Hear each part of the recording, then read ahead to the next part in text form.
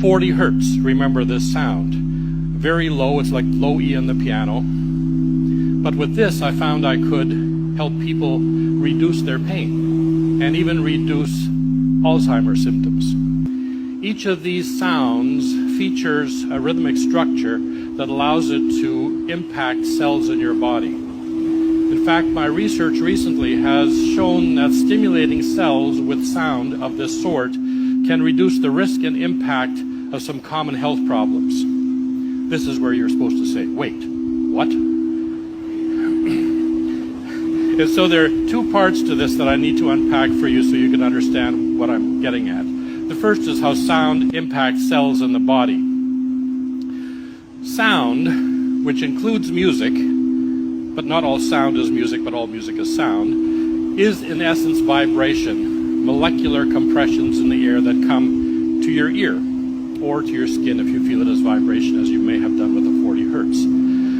The ear has hair cells in the cochlea that translate this vibration into electric signals so that the auditory nerve carries this to the brain, something like this. So it goes up the nerve and into the neuron, except it's not just one neuron, it's probably thousands or millions of neurons that are responding right to that click. And the brain wave is measured in the same way as hertz. So 40 per second, or 40 hertz, sound will be called gamma because it's in the category of gamma brainwaves. The other part of my assertion is that brainwaves are important to issues of health. So let's look at that for a minute. What we know about the brain is that although there are millions of neurons, they're not just randomly firing unconnected.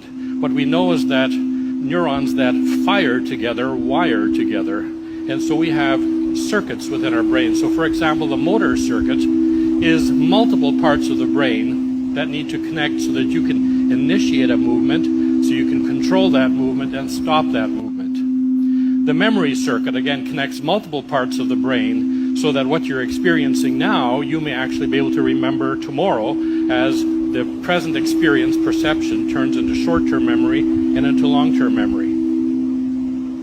What else we know about the brain is that healthy circuits that are functioning for you now require steady brain waves. In other words, if one part of the brain is going like this and the other part occasionally like that, they're not going to connect. The circuit will not work. And what we know is that the frequency at which neurons like to connect and respond most easily is around 40 hertz. When circuits do not function correctly, bad things happen. For example, when the parts of the brain that are supposed to initiate and control movement do not connect, you may not be able to initiate a movement as in dyskinesia, or you may not be able to stop as in a tremor. So you may have Parkinson's. When parts that are supposed to give you a long-term memory do not connect, you may have dementia or Alzheimer's.